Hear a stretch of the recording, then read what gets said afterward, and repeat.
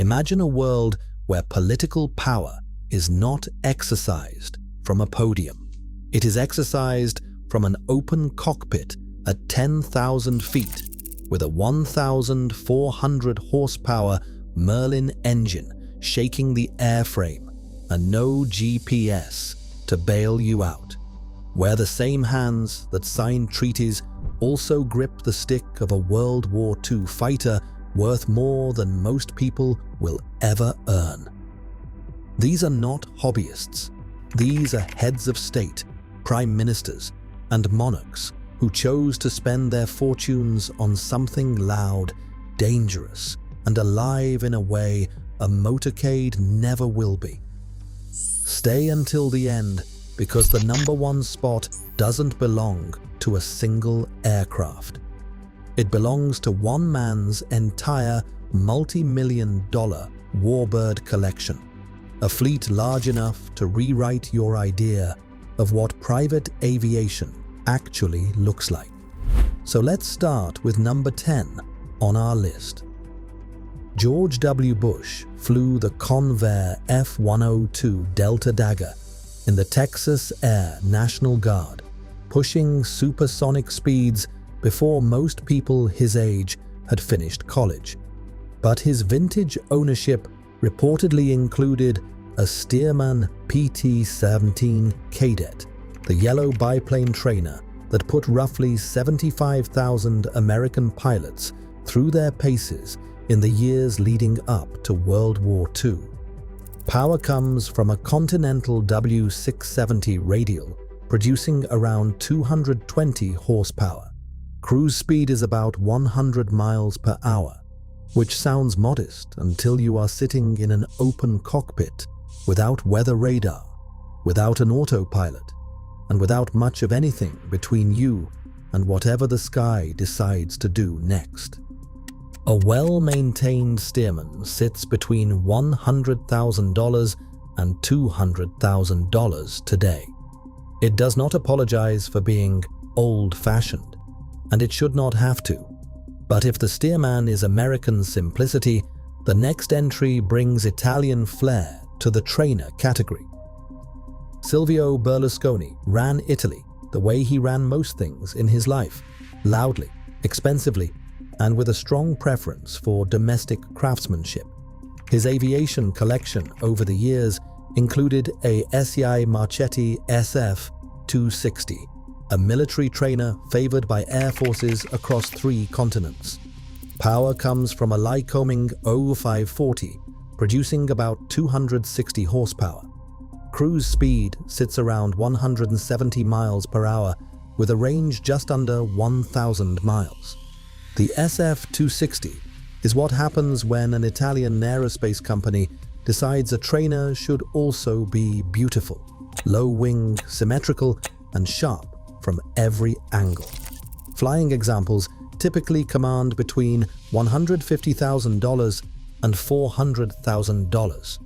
For a man who simultaneously owned a media empire, a football club, and a prime ministership, a 6-figure Italian trainer almost counts as going modest. Almost. Before King Charles III was heir to anything significant, he was a young man learning to fly in a de Havilland Chipmunk T-10 at RAF Oakington. He went on to fly the Hawker Siddeley Nimrod and the BAE Hawk, but the Chipmunk was where it all started. Power comes from a de Havilland Gypsy Major, producing about 145 horsepower. It cruises at roughly 110 miles per hour, with handling so forgiving it served as the RAF's standard piston trainer for 2 full decades. Flying examples in reasonable condition sit between £60,000 and £150,000 today. It vibrates slightly, leaks a modest amount of oil, and remains beloved by essentially everyone who has ever flown one. A de Havilland Chipmunk is honest in the way very few aircraft still are. Perfectly, stubbornly British. But while Charles started his flying life in a chipmunk, the next leader's machine comes from a completely different tradition. Vladimir Putin does not typically hold press briefings about his personal aircraft, but the Kremlin's relationship with Soviet aviation history is well documented, and Putin has been photographed in the cockpit of vintage Soviet machines on multiple occasions. The Yakovlev Yak-18 is the aircraft that trained virtually every Soviet military pilot from the late 1940s onward. It carries a 9-cylinder Ivchenko AI-14 radial producing about 260 horsepower with a cruise speed around 125 miles per hour. A flying example today sits somewhere between $60,000 and $120,000. It is not fast, and it was never intended to be. The Yak-18 builds pilots through discipline rather than automation. Given the owner, the philosophy fits. But now we move from Soviet trainers to a machine that flew actual combat over the Pacific Ocean. George H.W. Bush did not inherit his aviation credentials. He earned them at 18 years old by becoming the youngest naval aviator in the United States Navy in 1943. His aircraft was the Grumman TBF Avenger, a torpedo bomber powered by a Wright twin Cyclone radial, producing roughly 1,750 horsepower. Cruise speed sat around 145 knots, which was respectable for a heavily loaded aircraft operating over open water. Bush flew 58 combat missions. He was shot down once off the coast of Japan, bailed out over open ocean, and was recovered by a submarine. A fully restored flying TBF today commands between $1.5 and $2.5 million. It is not just a warbird. It is a biography with a radial engine on the front. If you are finding this list genuinely interesting, hit subscribe. I cover aviation, history, and the machines that connect them every week. Now let's get into the top 5, where the horsepower climbs past 1,400, values cross 5 million, and one world leader owns enough warbirds to fill an entire museum hangar. King Abdullah II of Jordan holds over 100 aircraft types in his logbook: jets, helicopters, transport aircraft. He has personally flown with Special Forces units on operational missions, and among his collection sits a Pitts Special S-2, an aerobatic biplane that is the least impressive aircraft he owns on paper, and almost certainly the most enjoyable to actually fly. The king enjoys the aerobatic thrill of this plane. Power comes from a Lycoming AIO 540, producing around 260 horsepower, driving a 2-seat biplane that weighs under 1,300 pounds. That thrust-to-weight ratio makes it capable of genuine aerobatics. Rolls, hammerheads, sustained inverted passes. Values sit between $80,000 and $150,000. The power and the values are remarkable for a sitting head of state who could request a presidential jet on 5 minutes' notice, but chooses a fabric-covered biplane on his days off instead. Michael Bloomberg built one of the most valuable financial data empires in history, then governed New York City for 3 consecutive terms. His personal aviation interests have included a Cessna 414 Chancellor, a pressurized twin-engine aircraft representing the top tier of piston-powered executive travel. Power comes from 2 Continental TSIO 520 engines, each producing around 310 horsepower. Cruise speed sits at roughly 230 miles per hour, with a range approaching 1,500 miles. Values on the used market typically sit between $200,000 and $500,000. It is not a warbird. It is the aircraft of someone who wants to arrive somewhere useful in a reasonable amount of time without theatrical displays of horsepower. Efficient, capable, and completely uninterested in your admiration. The Saudi royal fleet is enormous, and the modern wide bodies dominating the Riyadh flight line tell most of that story. But buried within the collection sits something older and considerably more interesting.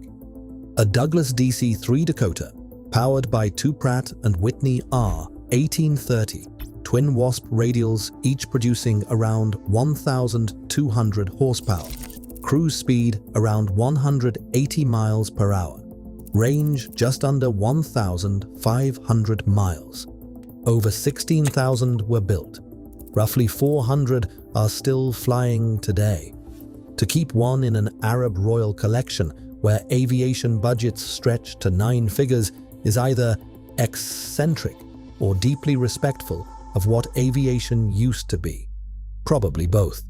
The DC-3 does not pretend to be modern. In a fleet full of aircraft that do, that honesty reads as something close to a statement. Sultan Hassan al-Bolkiah of Brunei has assembled one of the most extraordinary private aircraft collections anywhere on the planet. Among those aircraft sits a North American P-51 Mustang, powered by a Packard-built Rolls-Royce Merlin V12, producing roughly 1,450 horsepower. Cruise speeds sit between 360 and 400 miles per hour, depending on configuration, with a service ceiling well above 40,000 feet. Flying Mustangs now consistently clear $4 to $5 million at auction, with documented combat examples pushing well past that. Standing on the ramp in Brunei, surrounded by modern jets and royal infrastructure, a P-51 looks slightly surreal. It feels like finding a medieval sword in a glass lobby, and somehow that is exactly why it works. But this is not even the Sultan's most impressive entry on this list. The top spot belongs to the same man, because the Sultan of Brunei does not just own a Mustang. He owns a collection of them. His warbird fleet has at various points included multiple P-51 Mustangs, Supermarine Spitfires powered by Rolls-Royce Merlin, V12 engines generating over 1,400 horsepower each, T-6 Texan trainers, and a range of other World War II-era fighters valued conservatively between $3 million and $6 million per airframe. A single restored Spitfire now regularly trades above £4 million at a specialist auction. Multiply that across an entire collection with climate-controlled hangars, a dedicated engineering team, and the fuel budget to keep all of them airworthy, and the total becomes genuinely difficult to calculate. These aircraft fly. They do not sit behind velvet ropes. And when a formation of Merlins starts up somewhere over Borneo, it does not sound like wealth. It sounds like history refusing to stay on the ground. So if you made it all the way to the Sultan's hangar, you appreciate something beyond status. You appreciate machines built when every rivet was placed by hand. Every flight was a negotiation with physics, and reliability was earned 1 hour at a time. So tell me in the comments, would you take Bush's Stearman, Putin's Yak, or the Sultan's full Spitfire formation? And if aircraft with history like this fascinate you, hit subscribe. Next, we are covering the rarest military warbirds still flying in private hands anywhere in the world.